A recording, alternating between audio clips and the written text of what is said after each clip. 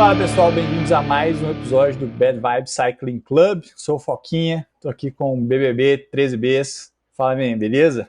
Fala galera, como é que estão as coisas? Fala Foquinha, como é que tá? Tudo bem? Tudo jóia por aí? Tudo na paz, hoje a gente tem muita coisa para falar. Nossa, semana agitada no ciclismo. Semana agitada ao redor do mundo, quase, se a gente pensar, né? Virados Árabes à Bélgica, então tem muita coisa massa pra gente falar. Da Argentina à Bélgica. Da Argentina à Bélgica, é a grande verdade. Como sempre, a gente começa pelo ciclismo feminino, né? A gente teve a Omloop Het Nieuwsblad no sábado e a gente tem, né, muitas coisas legais. A gente tem a Tota andando ali na fuga um bom tempo, andando uma parte da prova com o grupo da frente ali, com a Mariana Voss também, né? Que é muito massa a gente ver a camisa de campeã brasileira no meio do pelotão com a galera. Né? Já tem uma foto icônica dela do lado das maiores do ciclismo atual para colocar na parede. Uma foto incrível. Acho que a Tota realmente foi uma figura de grande destaque na Omloop. Eu acho que não só pra gente, que é brasileiro e que tá torcendo por isso, mas foi a última ciclista da fuga, você pega, né? Correu muito tempo escapada. Foi a última ciclista da fuga, você pega e conseguiu ter o gostinho de rodar com as gigantes ali junto. É quase 70 km de fuga, praticamente. Exato. É o que a gente vai ver na prova de domingo. No ciclismo feminino é um pouco raro. A gente tem, geralmente, ataques mais longos, né? A fuga geralmente não dura muito. Só a gente pensar na Lise Deigner na Paris-Roubaix, por exemplo. Sim. Mas animal, uma fuga forte e uma fuga que se juntou ali com grupos. Ela foi formada de grupos maiores que foram quebrando e formaram um grupo na frente. Mas a gente teve ali com uns 30 km, a Lotto Kopeck foi para a frente do pelote e a gente teve aquele grupinho que chegou a pegar a Tota, né? Que era a Lotto Kopeck, Lotto Kopeck, Marianne Vos, Longo Borghini e a Shirin da Trek, que estava trabalhando com a Longo Borghini. Muito bom ver Longo Borghini voltando a andar. Sim. Assim, performando bem, andando bem com o grupo. E incrível ver Marianne Vos conseguindo responder muito bem todas as acelerações. Assim. Eu acho que do pelotão, daquele primeiro grupo ali, a Marianne Vos foi a única que não atacou. Ela respondeu todos os ataques, mas ela não atacou em momento algum. Ela fez uma corrida extremamente inteligente. Mulher tem 249 vitórias. Acho que tem alguém ali que sabe ganhar ela, né? Correu muito inteligente, assim, claramente uma pessoa muito bem rodada, assim, de pelotão, muito com a carga enorme ali e fez uma prova impecável. Fiquei muito feliz de ver Marianne Vos respondendo todas as acelerações. A Kopeck não abriu gap dela hora nenhuma, ela não passou aperto na roda da Kopeck hora nenhuma. Foi uma prova e tanto, assim, foi incrível. E foi muito, o final, né, os últimos km foram muito ditados pela Trek, querendo ou não. Tinha duas atletas, mas a gente estava até comentando que elas estavam meio que uma correndo contra a outra, né? Exato.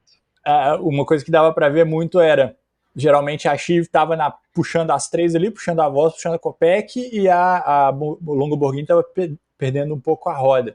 Sim. E aí ela chegava, atacava, né? A Longo atacava, e aí fechava um gap, mas aí a Shiri tava chicletando atrás. Então essa dinâmica, né, tava muito esquisita. No final das contas, a Lotto Kopeck e a Voss ganharam uma passagem grátis ali para chegar. Total. Ali. Carregaram ela de roda ali tranquilamente e chegaram sem perna, né? Interessante ver a Voss batendo a Kopeck no sprint. Sim. Né? Assim, a Kopeck talvez seja mais sprinter, mas como a gente viu lá no Way Tour feminino, tá subindo muito bem, então não dá pra você ter tudo, né? Você tem que tirar de um pra colocar em outro. Então, talvez mais nossas teorias de Lotto lutando pela GC. Sim, total. E assim, eu acho que quando a gente for falar de sprint puro mesmo, talvez a Voss seja a primeira ou a segunda melhor sprintista do pelotão ali, sabe? Eu acho que ela briga... É melhor. Né? Ela bate um guidão muito bem com a Vibs ali. Eu acho que a Vibs hoje tem uma forma melhor, é uma ciclista mais nova, né? Eu acho que tem uma forma melhor e hoje sprinta melhor que a Voss, mas eu acho que a Voss tranquilamente entre as melhores sprinters do pelotão e no mano a mano talvez a Kopeck pegue um rabo ali, passe um aperto. E passou, né? Passou. Foi bom ver Marianne Vos com 36 anos? Por aí, 35, 36. Aí eu tenho um vídeo muito massa do pai dela vendo a vitória e ficando felizão com um senhor de idade. Já, né? Sim. Nunca cansa de ver a filha ganhar. Não, total, incrível. Eu acho que Omloop é uma prova para se rever. Eu acho que as duas Omloop desse ano, né, foram provas que aconteceram 15 provas dentro de uma prova só. Foi uma loucura. A gente vai chegar na masculina ainda. Não, com certeza. E aí, domingo, a gente teve a outra On Loop, né? Que é esse nome aí. Fica à vontade. Eu não vou me arriscar a pronunciar esse nome por nada. On Loop van Het Hageland. Boa. E aí, aqui a gente teve um pouco mais desse playbook de provas femininas que eu tinha comentado antes, que a gente teve um ataque da Faulkner com 50 km to go, faltando 50 km solo, que rendeu a vitória para ela, que é algo que a gente já viu ela fazer foi na Strade Bianche. Ela atacou de longe. Strade Bianche ano passado. Isso, chegou em terceiro, tentando perseguir a fuga, na verdade. Foi. E foi desqualificada porque estava usando o medidor de glicose. Exato. Mas assim, é algo que a gente vê ela fazendo e é algo que é mais comum se a gente pensar na Liz Dying em Paris-Roubaix também, a primeira Paris-Roubaix feminina, ganhou solo, sei lá, atacou escapada. 100 km. E aí a gente teve a Breda Wold da SD Works e a Pfeiffer George sprintando ali para segundo e terceiro, respectivamente. Uma prova que não teve as big hitters, né? A gente não teve tanta gente ali, mas bem legal que é, enfim, 2 finais de semana de ciclismo feminino com muitas provas massas. Muito movimentado. Acho que foi um belo final de semana para o ciclismo feminino. Para quem gosta de acompanhar o ciclismo como um todo, mais ainda. Assim, acho que final de semana para ser revisitado algumas vezes ainda. Com certeza. Antes da gente entrar, então, para as provas masculinas, tem algumas notícias legais para a gente falar e outras notícias polêmicas. Acho que vale comentar que a Swift Carbon Cycling, né, ganhou a Volta de Mendonça com o Laureano Rosas, que é o argentino que corre pela Swift. Exatamente. Acabou de chegar na Swift, né? Chegou agora na Swift, sei lá, 2 semanas antes do Tour Colômbia. Chegou o Laureano e chegou o Aramayo, que é um boliviano. Uhum. Foram as 2 últimas contratações e, na teoria, o Laureano nem estava pronto, nem era um nome cotado para performar tão bem nesse início de temporada. A temporada para ele seria mais para o meio do ano, mas já andou super bem, ganhou 2 etapas, né? Agora na Argentina, ganhou em casa, ganharam a geral. Final da última etapa, um final incrível, numa serra na terra. Assim, fizeram um gravel maluco ali, coisa foda, assim, lindo, subido bonito de ver. Não, visualzão animal também, né? Animal. Chegaram com neve, loucura. Não, bom demais, massa ver que tem essas provas acontecendo também na América Latina e massa ver a equipe brasileira ganhando. Total, ver a Swift performando ali no ponto da América Latina, assim, se tornando uma das principais equipes a correr, ganhando prova renomada, sabe? Para o que a gente tem para correr aqui dentro, sim, lógico, né? Eu acho que é um feito grande da Swift. Eu acho que uma ótima forma de começar o ano. Correndo Tour Colômbia, né?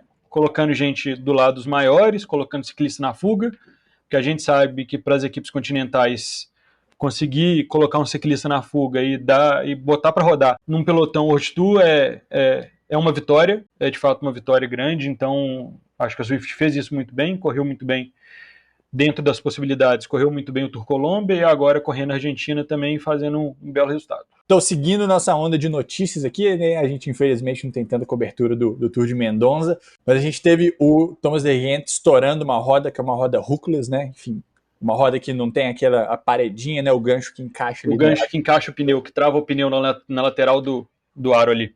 Isso, e meio que está dominando o pelotão, porque é o que as empresas estão produzindo, né? Elas querem, enfim, jogar a roda hookless pro mercado e o pneu dele estourou do nada e aí gerou uma polêmica, né, galera? E o argumento do mercado é cruel, assim, porque o argumento é de que é uma roda mais fácil de ser fabricada, mais leve e, por consequência disso, conseguiriam produzir rodas mais baratas para o mercado, que é uma coisa que não aconteceu, né? Assim, e não vai acontecer.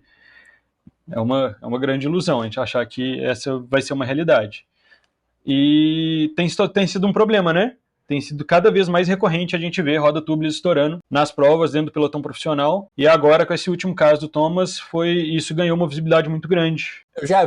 Eu vi uma da Movistar, por exemplo, que não foi no AE, foi no anterior, foi no Alula Tour. O cara foi tava na Alula Tour. Meio não foi Jorgensen, não, foi o que a irmã também corre na Movistar, mas eu esqueci o nome, mas eu vou lembrar uma hora, que foi no meio do pelote, foi no plano e tal, não gerou muita coisa, ele conseguiu parar. Esse esquema do De Gendt foi que ele tomou um capotão, né, ele tomou um rolaço. E aí, ele tava com um pneu hookless, na roda hookless, com o insert da Vitória, aquele insertzinho... Airline, que chama, não é? Airliner, isso. Airliner. Airliner é o nome do da Vitória, né, insert. Exato, é o da Vitória. que ele é meio que feito para aumentar um pouco o volume e impedir que o pneu saia da roda, né? Sim. A galera usa muito isso no gravel, no mountain bike, nos pneus, nas rodas normais mesmo. Só que aí o que gerou foi que a Associação Internacional Ciclística e outras pessoas deram opinião, falando, cara, a gente acha rodas Rookless pouco seguras, né? Exato. Isso aí não deveria aprovar isso, né? Exato. E levantaram essa bomba aí de talvez pedir uma revisão de equipamento para o UCI, assim, para ver se eles visando a vetar, né? Visando vetar a ideia das rodas Rookless, assim. Realmente, eu, no meu lugar distante, nunca rodei com uma, mas não me parece, de fato, uma coisa muito segura. Parece aquele esquema de as minúcias são muito importantes. Tipo assim, o que a galera tá argumentando é que o diâmetro interno da roda tem que casar muito bem com o pneu. Sim. Então, se você usa um diâmetro muito grande com um pneu muito pequeno, ele não tem o volume, ele não tem o diâmetro, né, inflado necessário para ter a pressão suficiente nos cantos para o pneu não sair. Sim. E só que aquele esquema, tipo assim, putz, os caras estão testando uma porrada de coisa, mudando o pneu toda hora. Você tem o AE rodando com pneu de 30, você tem outras rodando com pneu de 26, tipo a Pirelli, por exemplo, faz um que infla para 26. A galera não vai ficar trocando roda ou medindo cada uma das rodas. Tipo assim, ó, eu recebi essas rodas da Zip, essas que eu tô usando, se eu quiser trocar pneu, eu vou trocar nelas. Não existe a mínima condição. Não tem condição. E quando você pensa num volume, por exemplo, de grande volta, inclusive, se torna infinitamente mais inviável, né? Tem equipe que levando 200, 250 rodas por um Tour de France, por exemplo. Não tem a mínima condição. Não tem condição. Então, depois contem pra gente o que vocês acham também de rodas Rookless. Por favor, se já usaram, conta a experiência. Exatamente. Vocês acham que isso vai grudar? Se vocês usam tubeless, porque as rodas Rookless são sempre tubeless. Sim. Tem outras coisas do tipo. Então, contem pra gente. Então, aproveitando o AE Tour, a gente vai fazer uma passada super rápida, porque o final, a última etapa ali foi incrível, né? A etapa 7. A gente falou um pouquinho que o Adam Yates abandonou, teve uma concussão, tomou um capotaço. As primeiras etapas são mais planas, né? A gente teve o Tim Merlier basicamente dominando o sprint. Fez 3 vitórias? 3 vitórias, isso. 3 vitórias, uma vitória do Olaf Koy, uma vitória do Brandon McNulty no crono. Sim. Tivemos uma vitória inesperada, mas muito interessante do Ben O'Connor. Sim. Num ataque muito bonito da Decathlon AG2R no final da montanha, foi bem massa. Foi bem massa. E aí na 7ª a gente teve, talvez até agora, talvez a etapa mais emocionante do ano. E assim, do ano não sei, mas do AE Tour que não é um grande mérito também, né, ser uma etapa muito emocionante no Mundialito de Sprint, mas foi uma bela etapa, foi uma última escalada incrível, assim, com uma pancadaria, gente batendo para tudo quanto é lado, gente caindo para tudo quanto é lado, Jay Vine, não uma queda literal, mas explodiu o motor, né? O disjuntor caiu ali, faltando 5 km no grupo reduzido. Caiu. E foi aquela queda de balançar a cabeça, de nada resolve. Não tem recurso, não adianta comer, não adianta beber água, talvez não adiantava nem segurar no carro, do jeito que estava. Não, o que foi interessante nesse final é que a gente teve, sei lá, uma chegada clássica ao alto, né? O grupo reduzido de favoritos ali, Jay Vine cortou, a galera começou a se atacar. Então, faltando, sei lá, 3,5 km, muita gente atacando. O Peu Bilbao tentou descolar, o Ben O'Connor tentou descolar. E aí a gente teve o Lennart van Etveld. Menino novo da Lotto. 22 anos. Pois é. Um nome interessante da Lotto. Você falou pelo Bilbao, ele deu uma entrevista, inclusive, falando que há muito tempo não se sentia tão bem, que estava sentindo as pernas muito boas e que achava que tinha condição de conseguir a vitória, e por isso que ele saltou e realmente correu muito bem, né? Não, demais. O ataque do Van Etveld foi, sabe, aquela hesitação, sacou? Tipo, ele pulou, a galera se entreolhou ali 6 segundos, 3 mais do que deveria, já era. Ele tinha o gap e foi embora, né? Então... Exato, e ele acabou conseguindo levar geral, e ele levou a geral por 2 segundos. Assim, exatamente, graças a uns, lógico que a vitória também, mas um bônus de sprint intermediário que ele pegou na quinta etapa, que foi na etapa que o Olaf Koy ganhou. Ele saltou na fuga, correu para disputar os segundos, e até a equipe mesmo teve uma entrevista, não lembro onde que eu vi isso, mas que o carro questionou ele o porquê que ele estava fazendo aquilo, que não fazia muito sentido ele correr atrás daqueles segundos, e no final fez todo sentido e foi os segundos essenciais para ele conseguir a vitória da geral. Assim. Também porque o Ben O'Connor sprintou para terceiro, né? O Peu foi o segundo, o Ben terceiro, se não me engano, os bônus eram ou 10, 8 e 6 ou 8, 6 e 4. Então, se o O'Connor pega segundo, talvez ele empate. Sim. Igual em tempo, né? De vez em quando é bom ter sorte também, né? É bom, é importante. E aí, pra gente fechar o AE Tour, a gente teve umas surpresas ali no top 10, pelo menos eu achei surpresa. A gente teve o Carlos Verona, que saiu da Movistar, fechando o top 10. A gente teve o Attila Valter, que a gente comentou, ele foi o quarto ou quinto, se não me engano. Caras que você não vê geralmente no top 10 e de qualquer volta, assim, né? O Attila Valter, muito se questiona, inclusive, espaços para ele dentro da Visma Leasabike.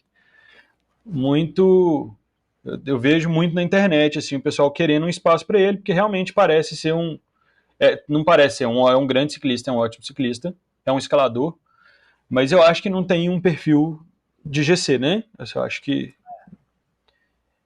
que não é, principalmente dentro da Visma, assim, não é uma equipe que tem muito espaço para colocar outros ciclistas para disputar GC. Vide Primož Roglič, que teve que ir embora porque se sentiu ofendido, inclusive.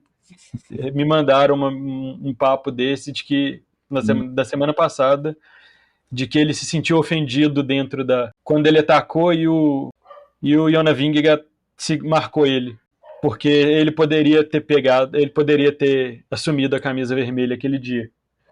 Então, realmente, eu tenho curiosidade de ver o Attila Valter correndo mais. Ele ano passado na Gran Caminho foi uma figura importantíssima para o Jonas Vingegaard. Foi a pessoa que carregou ele nas costas, assim, até o Vingegaard decidir atacar e aí ninguém mais vê ele, encontra ele, né? Não tem mais como localizar. Mas eu acho que Attila Valter foi uma surpresa interessante no AE Tour mesmo. E só para finalizar, não sei se você tem mais alguma coisa para falar dela, mas a UAE, que era a equipe da prova, acabou amargando péssimo resultado, assim, né? Não conseguiu, passou muito longe do que queria.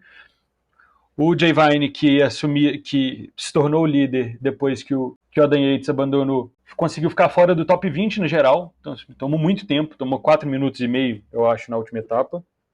Foi muito tempo mesmo. Então, o balanço para a equipe dos Emirados foi péssimo. Assim. Acho que no final não foi uma boa prova, não. E aí já fez o gap perfeito pra gente falar rapidamente da Gran Caminho, né? Um clima maluco, um frio louco, transmissão ruim, não dando pra ver nada. Ano passado a transmissão foi ruim também, mas o clima não estava tão ruim, não. Mas o clima estava ruim para as outras pessoas, né? Porque o Jonas não tá nem aí. Não tem clima ruim para ele. Ele corre bem no frio, ele corre bem no calor. Ele corre. Na Gran Caminho ele mostrou que ele corre bem subindo, ele corre bem descendo, ele corre bem no plano. É um absurdo, assim. Com gente na roda, sem gente na roda. Ele deu do cara da Ken Pharma que tentou pular com ele na fuga na última etapa, se não me engano. Tipo, para um cara de 60 e poucos quilos, 65, 68, largar outro cara de roda no plano, caralho, saca? Beira o constrangimento. Beira o constrangimento. E assim, a gente pode pensar que pode ser um pico dele, mas não é o pico dele, né? O pico dele é no Tour. Definitivamente. Vai perder um pouquinho de forma para conseguir continuar, construindo até o Tour, mas é assustador uma parada. É assustador. Já primeira prova do ano, ele já meteu ali para 12 minutos, quase 7 watts quilo, né? Considerando esse quase 6, porque foram 6,92, aí só fazendo o gancho do Pico do Jaraguá. Com esse 6,92, Vingegaard pegaria ou não quando o Pico do Jaraguá? que bela polêmica, que bela polêmica.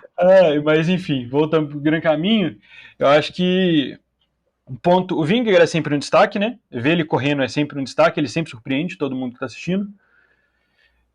Acho que vai ser difícil acostumar com ver.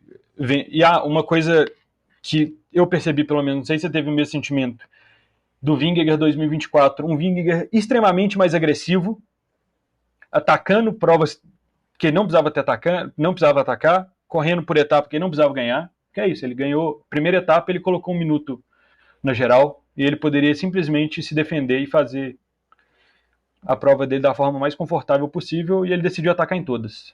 E tá mais confiante, até nas pequenas coisas, tipo, passar na linha de chegada sem as mãos na bike. Sem as mãos. Que até a Visma zoou também, né? Uhum. Um pequeno passo para o mundo, mas um grande passo para o Vingegaard, assim. Exatamente. Uma coisa que eu reparei, que aí é mais de como o cara tá visualmente, ele parece mais forte, saca? Sim.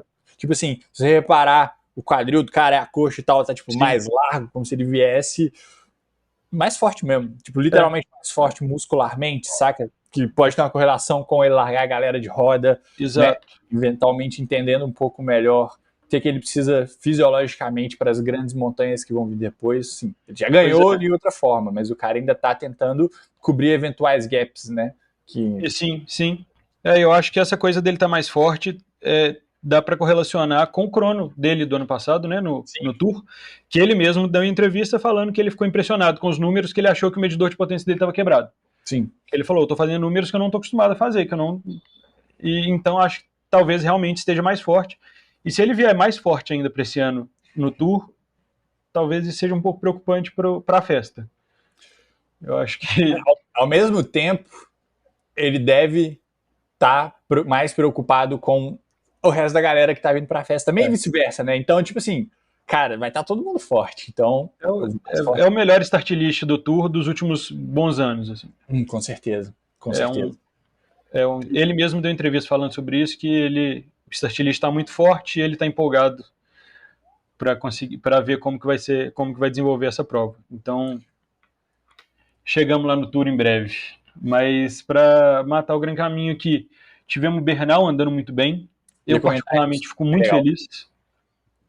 Fico muito feliz ver o Bernal fazendo um top 3 numa prova, por mais que não tenha sido, de fato, uma prova de uma semana, foi uma prova de 3, 4 etapas, mas ver o Bernal andando bem, performando bem, numa prova com start list bom, né? Tinha Gaudu, tinha Carapaz, tinha Lenny Martinez, que é um menino novo, mas que ano passado andou muito bem. Então era uma prova com start. Tinha Vingegaard, então era uma prova. Kian Udebrecht. Era um start list muito interessante.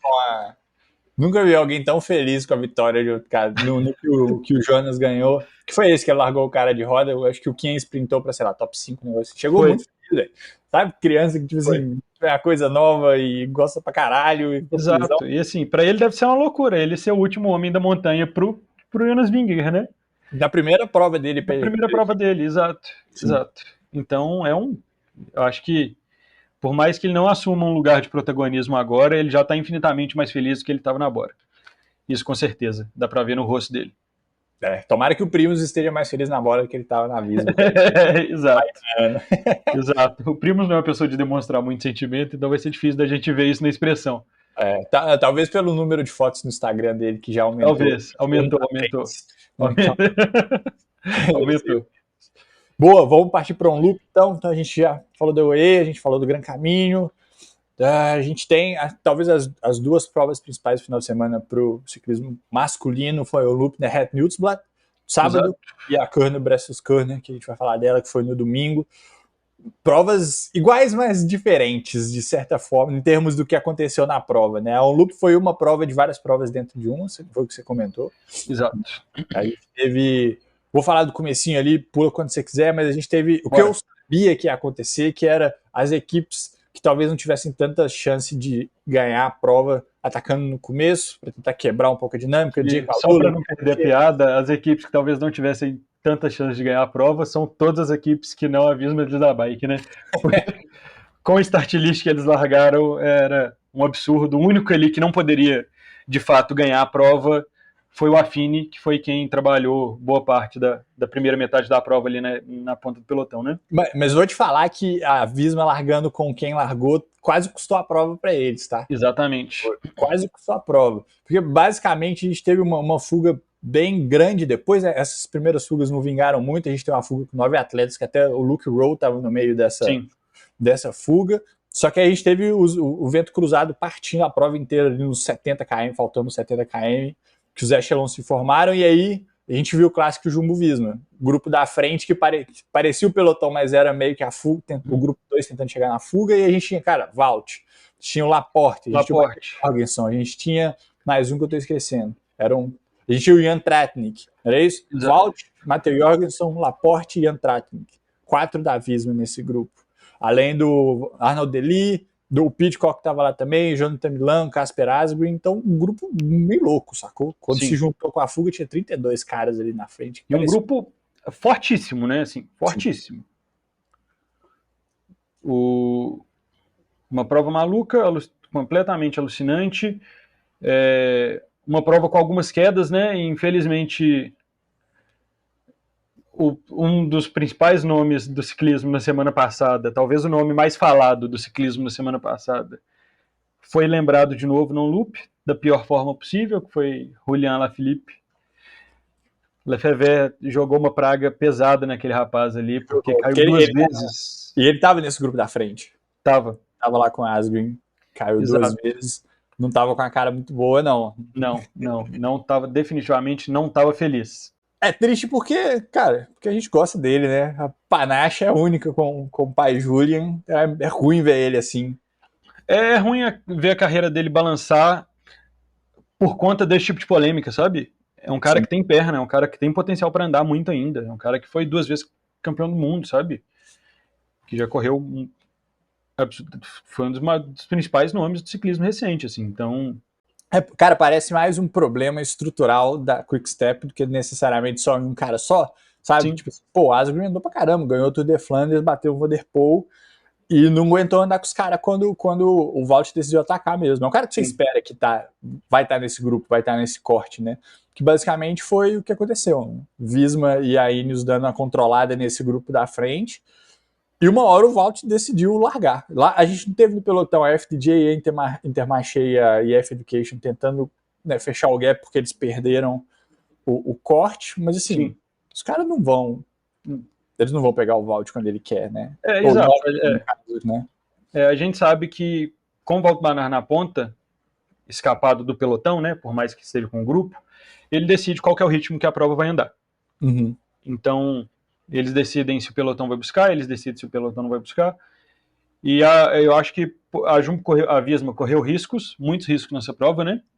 Eu tenho minhas dúvidas de quão esse risco é calculado ou não. Eu, honestamente, depois de assistir a Visma correr nos últimos 2 Tour de France, eu arriscaria dizer que eles se propuseram a correr esse risco mesmo, assim, de forma pensada. Uhum. Porque o cenário, mesmo que o pelotão buscasse, o cenário ainda era muito confortável para eles, porque eles tinham mais 3 ciclistas dentro do pelotão completamente descansados, que não viram vento hora nenhuma, sabe? Não, sim. O Jorgensen, ele atacou ali, eu esqueci exatamente qual era qual a distância, mas ele atacou... Eu acho que faltando uns 27, perto disso ali, perto da casa dos 30 km, que foi quando ele atacou. E estava no planejamento dele de prova, inclusive. Não sei se você viu que ele postou. Ele postou no Instagram dele as anotações do que ele devia ter feito na prova. E ele seguiu à risca. Por isso até que eu falo dessa coisa da frieza da Visma em correr. Ele seguiu à risca tudo que estava escrito para ele fazer na prova. E tudo que ele fez estava previamente planejado. Bom, interessante, né? Ele entrou no muro ali no Mur de Rui com 21 segundos ali de gap, ele atacou com 21 km também, por coincidência. Mas aí entra um pouco do que eu tinha comentado, que quase custou a prova para a Visma, né? Sim. Não sei explicar, mas sabe quando tem gente demais querendo um pedaço do bolo? Quer dizer, sei explicar, tem gente demais querendo um pedaço do bolo. Você tem um cara do seu time lá na frente, ao mesmo tempo você tem um grupo reduzido com... Tinham 2 ali, ou 3, não lembro quantos ficaram para trás. Mas começou um pouco da politicagem mesmo, né? Foi. Quando o Jorgensen atacou, sobrou para trabalhar ali Newspolit? Não, tava Tim Wellens na hora. Todo o pelotão. Depois, Arnaud Delis estava tentando perseguir. E assim, não é um cara que tem necessariamente um passo, né? Para botar, para buscar. Sim. É um sprinter fortíssimo, mas não tem passo para buscar um passista que está correndo escapado. E aí você tem o Pidcock, que também não é um grande passista, né? Ele é um cara mais punch enfim, desses murros, né? E que sofreu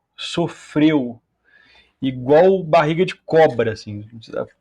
Nossa senhora, ele chicletava, ele largava, ele buscava, abria gap, fechava gap. Nossa senhora, foi guerreiro.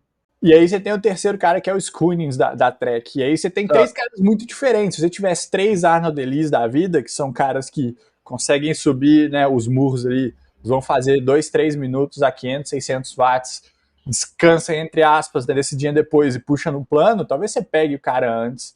Mas você tinha três caras muito diferentes. O Schoonings da Little Trek já, né, dando uma chicletada, já estava sofrendo. Você tem dois caras da Visma com o Laporte e com o Valt, tanto que o Nils Politt conseguiu pular do grupo lá de trás, pulou do pelote, pulou nos caras e trouxe o Trekking com ele, trouxe o Trekking com ele, né? Quando ele pulou, o Trekking veio na roda. E aí que eu tava comentando, que isso quase custou a vitória para Jumbo Visma, porque, assim, você tem... E aí o Nils Politt é um cara que consegue trabalhar com a Arnold ali para aumentar o passo ali e eventualmente pegar a fuga, que foi mais ou menos o que aconteceu, né? Só que aí Jumbo Visma faz o quê? A minha humilde opinião é que o Valt queria dar a vitória para os caras, para algum deles, né, para ganhar esse favor depois, mais na frente, no giro, não sei o quê. Só que e ele faz isso, né? Ele entregou ano passado Dawes Vorlanden, talvez, para o Laporte. Foi que eles correram juntos. Ele entregou literalmente presente. Foi super criticado, inclusive, dentro da Bélgica, por isso, porque era uma clássica belga. E os belgas queriam ver um belga ganhando a prova. E na linha ele entregou a vitória para um francês. Então tem toda essa coisa essa fúria quase futebolística que a gente não vive no ciclismo aqui no Brasil, mas que se vive isso muito lá na Europa, né? Então, ele foi muito criticado, soou até meio ofensivo essa coisa de um belga entregar uma vitória dentro da Bélgica para um francês, mas o Valt tem muito esse perfil desse ego bem contido, me parece. Só para me corrigir, você estava certo, o Tim Wellens tinha pulado do grupo também, chegou no grupo da frente, e depois o Politt veio junto e trouxe o Tretnik só para fazer o gancho, como você comentou. Esse esquema de não tenho ego agora, estou super aberto a te dar essa vitória e depois, né, lá na frente, quando eu precisar, você vai estar presente para mim. O problema é quando você tem outros caras fortes que podem dar trabalho. Tipo, o Tim Wellens é um deles, o Nils Politt também. O que aconteceu foi o Politt pulou do pelotão, o Trekking veio com ele, o Jorgensen ainda estava na frente. Só que aí você tem três caras.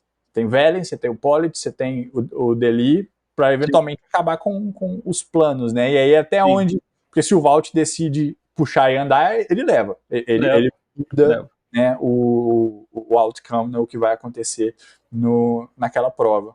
E foi quase. Minha opinião é que foi muito quase. Se o Trekking ali, cara, não tá no dia tão bom, não consegue acompanhar a roda do Politt, já era. O Politt passa o Jorgensen, foi o que aconteceu, e leva o dia. Né? Pois é, o problema todo é que o Jan Tretnik, ele começou uma temporada muito boa, né? Ele, desde o início da temporada dele, ele vem andando muito bem. Ele correu Múrcia muito bem, ele fez segundo em Múrcia. Ele correu a Clássica Jaén, na Espanha, muito bem, que ele bateu o Tim Wellens, inclusive, no sprint, né, que o Ben O'Connor ganhou... Não, o Ben O'Connor ganhou Múrcia. Ele bateu... Quem ganhou a Jaén foi... Lascano. Exato, que os dois, ele e o Tim Wellens perseguiram Lascano, não conseguiram pegar, mas ele bateu o Tim Wellens no sprint. E então, ele vem correndo muito bem esse início de ano, e parece que realmente está numa ótima forma. Então, uma vitória merecidíssima, né?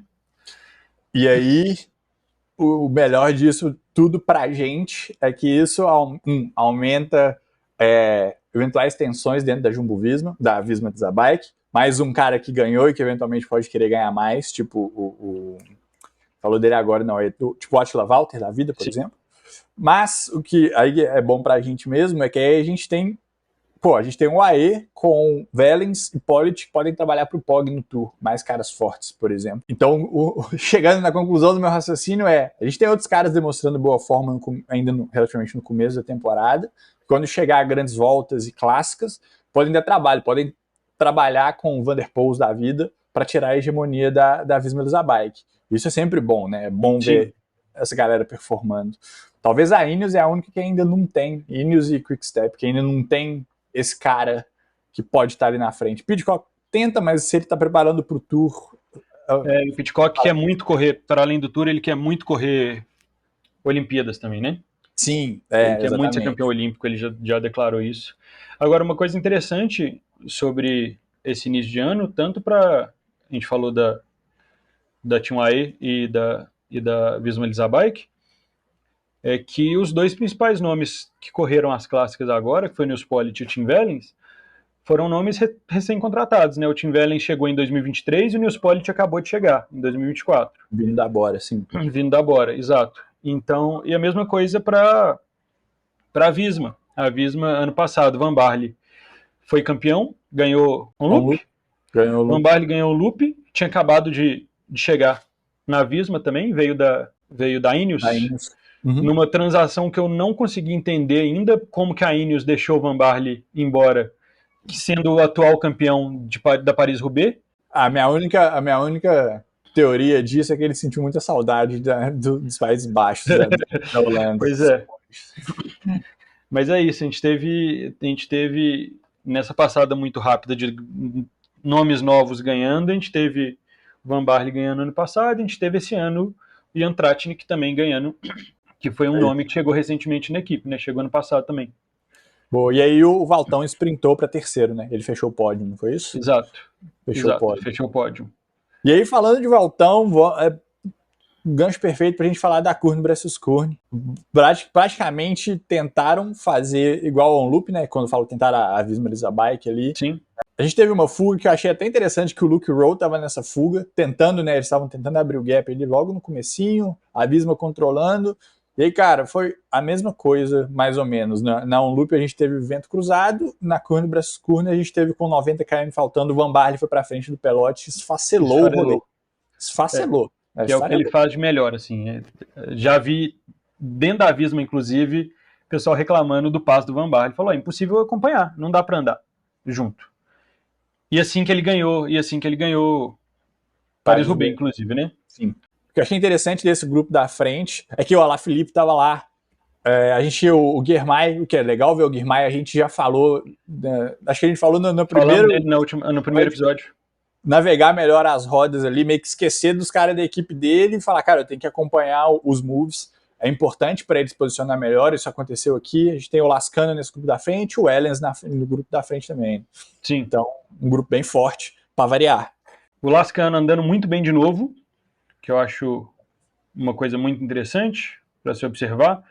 Se fala, inclusive, tudo bem que o espanhol, às vezes, ele é um pouco emocionado nesse quesito, mas já levantaram ali o Lascano como um possível Wout van Aert deles, assim. Então, realmente tem andado muito bem, mas eu acho que ainda tem uma distância considerável. E eu acho que é visível essa distância no tanto que o Lascano estava sofrendo para completar a prova. Mas estava sofrendo. Aquilo eu acho que foi a atuação espanhola no seu pico. Não é possível. Eu acho que foi muito de mentira. Porque ele estava sofrendo desde o KM, faltando 90 km, né? Assim, foi quando o Wout atacou, ele seguiu ali. Ele tem um jeitão de pedalar, o Lascano tem um jeitão de pedalar pesado, né? Quadradão. Pesado. Você não sabe se o cara tá sofrendo ou se ele só tá pedalando feio daquele jeito mesmo. Mas eu acho que talvez ele no final realmente ele estivesse sofrendo mais do que o esperado, que foi ele não conseguir bater o Tim Wellens no sprint, né? Mas ele tentou atacar de longe, né? Ele ficou naquele esquema de dar deu um gapzinho ali de alguns metros para tentar vir por fora aí de longe, mas, porra, contra o Wout não, velho. Tinha que fazer exatamente o contrário. Fica na roda o tempo inteiro, se tá morrendo mesmo, respira o máximo, e aí tenta escutar. Quando é contra o Wout van Aert, a sua primeira aceleração não é mais rápida do que a dele. se você atacar de longe, você também não vai ter muito recurso contra ele, então falta o que fazer, sabe? Eu acho Não, que a disputa final do Lascano era contra o Wellens. Ele era tinha que bater o Wellens no exatamente, sprint, sacou? exatamente. Que Então, mas assim, deixasse correr escapado, falou, vai lá, Vanar, com a gente, comigo você não brinca não, vai lá. talvez falta um pouquinho de experiência, talvez foi oxigênio Perna. no cérebro mesmo, perna. É 100% perdoável. Completamente compreensível. E aí, então esse foi o outcome da prova, mas teve uma parada que eu achei interessante ao mesmo tempo que eu achei que tá acontecendo, que enquanto esses 3 caras estavam na frente, né, a gente teve o PTA da FDJ, um cara novo, Exato. que tava nesse grupo da frente, né, a gente se emocionou tanto aqui, que esse grupo da frente no ataque do Vault era o Vault, Lascano, o Valens e o PTA, que é o cara da FDJ, que Exato. não aguentou. Não. E os números dele foram puta números, assim. Sim. Acho que eu não lembro se eu te mandei, mas assim, o cara fez 4 watts por quilo de média para a prova inteira e andou bem, normalizado mais alto, óbvio. O cara andou bem, mas assim, andou bem e sobrou que nem paçoca de não conseguir voltar mesmo. Só que nesse meio termo que eu tinha comentado, é que o Mohoric pulou do pelotão ou do grupo da frente tentando chegar na fuga e o Jorgensen veio com ele marcando. Só que o Jorgensen começou a trabalhar com ele. Sim. Tipo, era aquele meio termo, né? Tudo bem, eu posso ser mais um cara da Visma no grupo da frente, então a gente vai ter vantagem numérica. Mas, pô, você tá levando o Mohoric, sacou? Pois é. O cara já ganhou o Milan Sanremo, o cara é um cara forte. Não é um nome... Não é um PTA da vida que você vai levar lá e ele vai sobrar de novo, sacou? Tipo assim, pô, vou usar o PTA que eu peguei no meio do caminho, vou deixar ele trabalhar comigo, porque eu sei que ele não vai aguentar. Tipo, não, se o Mohoric chega, ele aguenta, né? Então, assim, minha opinião foi um pouquinho uma estratégia um pouco duvidosa, mas ao mesmo tempo, né, você pode levar mais um cara da Visma ali na frente, mas achei esquisito, achei estranho. A verdade é que a Visma fez 2 provas taticamente, possivelmente esquisitas, só que ganhou as 2. Ganhou as 2, só que aqui é o que você puxou bem. O Valtão não deixou dúvidas. Não. O Valtão falou, eu vou ganhar. Eu vou fechar o final de semana aqui, gente. Eu não vou quase perder igual ontem, não. Exato. Agora eu vou ganhar. E você falou do Mohoric, teve um acontecido interessante, inclusive, que comentaram muito, que foi o Mohoric teve a oportunidade de saltar no Ian Tratnik para tentar fechar o gap quando o Tratnik atacou e ele não fez. E muita gente falando, ele não fez porque camaradagem, os dois são eslovenos, não fez porque não ia tentar. E, assim, claramente ele não fez porque ele sabia que se ele saltasse, ele ia levar velocista junto com ele. Sim. E não era para ele, sabe? Ele ia carregar a gente para perder de todo jeito. Isso não loop, né? Dele poder pular com o Tratnik ali que tava na roda do Polic. Sim, total. O Mohoric é um cara que ele anda como a gente fica brincando que o Girmay talvez deveria andar, né? Tipo, a Bahrein não controla as provas geralmente da mesma forma que Intermarché, e aí o Mohoric tá sempre nos moves, né? Ele tá sempre esperto ali para ir junto com quem tem mais cavalos de potência para dominar. Exato. É um ciclista extremamente experiente. E eu acho que esse ano talvez seja um ano que ele possivelmente vá focar de novo no Milano-Sanremo, porque o start list de favoritos está um pouco mais enxuto, né? Então, amor, vai ser interessante a gente ver, fazendo ping com o start list. A gente vai voltar em um próximo episódio para falar da Paris-Nice, que começa agora essa semana. Sim. Vamos dar analisar um pouquinho a prova, para a gente deixar os episódios enxutos também, feedback que já mandaram para a gente, tentar focar. Já passamos os 40 minutos, mas a gente vai tentar ficar nesses 40 minutos. E a gente volta para falar de Paris-Nice essa semana. E vamos falar também de Strade Bianche. Strade Bianche, possivelmente a gente vai ter brasileiro correndo. O Vini está bem cotado para largar na Strade Bianche. E na feminina a gente também possivelmente vai ter Tota largando junto. Então, mais um final de semana muito bom para o ciclismo mundial aí. É isso aí. Pessoal, se você está vendo aqui no YouTube, dá um like nesse vídeo, se inscreve no canal. Se você está ouvindo no Apple, no Spotify, segue o show lá também. Você pode deixar um review, pode mandar comentário pra gente. Todo feedback é sempre bem-vindo. Lembrem de seguir no Instagram, no @BadVibesCyclingClub. E a gente se vê no próximo.